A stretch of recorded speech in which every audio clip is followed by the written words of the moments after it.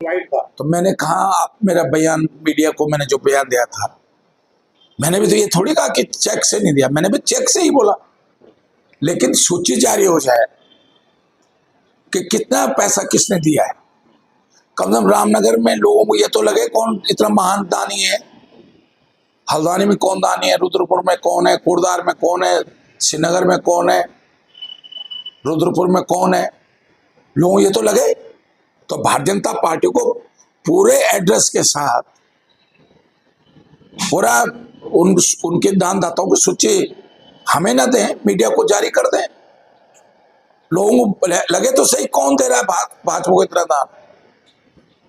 और मैं भाजपा को एक सलाह देना चाहता हूं, अगर अपने पाप को थोड़ा सा कम करना चाहते हैं तो उस धनराशि को मुख्यमंत्री राहत कोष में जमा कर दें। इसमें थराली में जो पीड़ित परिवार है उनको सहायता मिल जाएगी, उनके आंसू पहुंचने का काम इस धनराशि से हो जाएगा। अरे भाई, हम प्रदेश में भाजपा संगठन संपन्न हो जाए और प्रदेश के लोग त्राही तरह करते रहे। और ये किसी भाजपा का पैसा तो है नहीं, प्रदेश की जनता का पैसा है। तो प्रदेश की जनता का पैसा आपदा प्रभावितों के काम आ जाएगा। ये मैं भाजपा से, अगर भाजपा में जरा से नैतिकता बची है तो उन्हें यह धनराशि तुरंत मुख्यमंत्री राहत कोष में जमा कर देनी चाहिए और इसे जो है लोगों की सहायता करनी चाहिए। उनका निकाल दें तो निकाल लो ना। ईडी ने तुम्हारी चार्जशीट लगा दी मारे, तो अब वो तो जो बोले उनकी भी निकलेंगी, मेरे क्या निकालोगे। हमारा तो खुला खेल फरुखाबादी है, हमारे पे क्या आरोप लगाओगे। तो तुम पे भी लगेगा। जिनके घर कांच के होते हैं उनको दूसरे घर पे पत्थर नहीं डालना चाहिए। नहीं, अब जो है कोई मलाई नहीं खाई मैंने सत्ता की। आरक्षक सिंह राव ने कोई मलाई नहीं खाई। हमने मुद्दों के लिए लड़ाई, दून मेडिकल कॉलेज बनाया, मैंने कोटद्वार में मेडिकल कॉलेज लड़ी, लालडांग चिला खाल सड़क की लड़ाई लड़ी। मैं भी चाहता तो चुपचाप, जैसे भाजपा के और विधायक और मंत्री चुपचाप बैठ जाते हैं, तो आज भी चल रहे हैं, आज भी कुर्सियों में बैठे हुए। लेकिन मेरे लिए चुनाव महत्वपूर्ण नहीं है, मेरे लिए मंत्री बनना महत्वपूर्ण नहीं है। अगर हमें कोई जिम्मेदारी मिली है, किस जनता ने मुझे चुना है, कोटद्वार की जनता ने, तो कोटद्वार की जनता से जो हमने वायदे किए हैं, सेंट्रल स्कूल ऋतु खंडूरी लाके सारी लड़ाई सारी मेहनत मेरी है उस सेंट्रल स्कूल को लेकर। देख लो फाइल, किसके टाइम पर क्यों जियो जारी होना था उसका।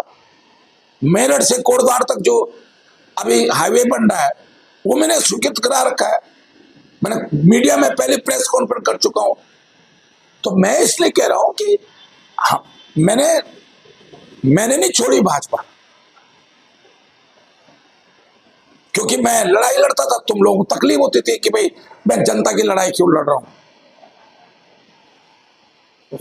देखिए, मैं सोचता हूं कुछ चीजें राजनीति में, अब मैं यही मामला थे, अब तक भी तो नहीं खोले थे ना मैंने।